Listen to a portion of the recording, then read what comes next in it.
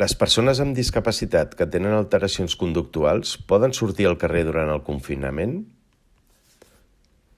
El Ministeri de Sanitat ha publicat un criteri interpretatiu a l'estat d'alarma per garantir el benestar de les persones amb alteracions conductuals, a les quals se'ls pot agreujar la seva situació per estar confinades. Aquestes persones podran sortir al carrer seguint les següents mesures de seguretat i prevenció. Hauran d'anar acompanyades d'una sola persona.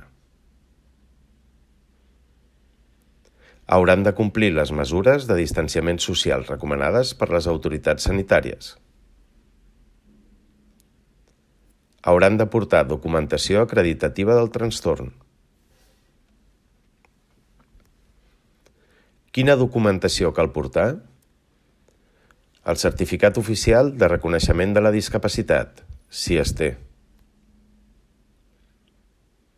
La prescripció d'un professional de la sanitat, si es té.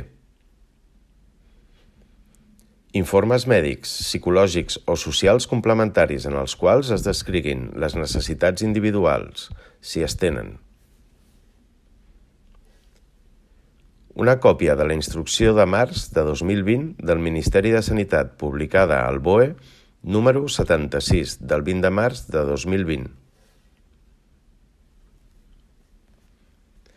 Quins són els criteris de circulació per les persones amb discapacitat?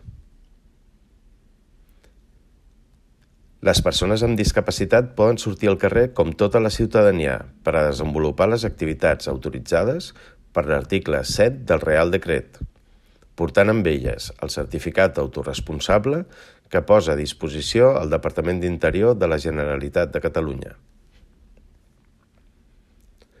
Adquisició d'aliments, productes farmacèutics i de primera necessitat.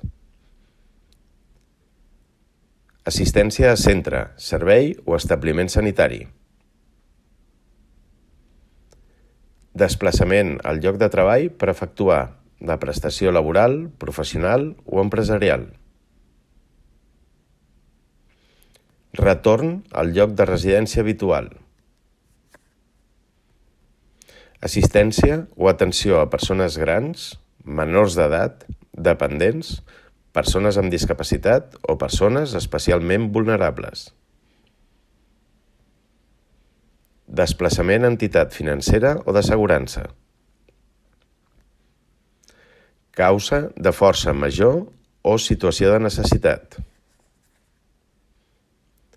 A partir de les 0 hores de dilluns dia 23 de març de 2020, totes i tots haurem de dur a sobre el següent certificat autoresponsable que posa a disposició el Departament d'Interior.